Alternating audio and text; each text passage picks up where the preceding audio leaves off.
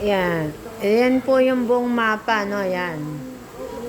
So, ito yung Barangay Road. Ayan. Barangay Road po yan. Ayan. Puno na po ito. Yan, portion na yan. Puno na yan. Yan. Yan, puno na.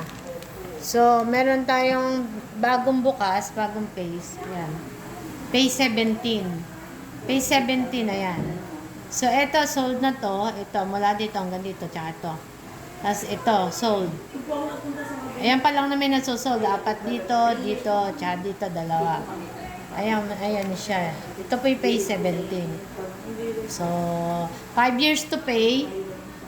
No, 5 years to pay po dyan, 2.6 per square meter. Ang cut po dyan, 100 square meter. Ayan, kung papansinin nyo po, ayan. 100 square meter. 40,000 po yung down payment. Yung balance po, 5 years to pay, ano, 3,833 a month. Ayan po, pay 17.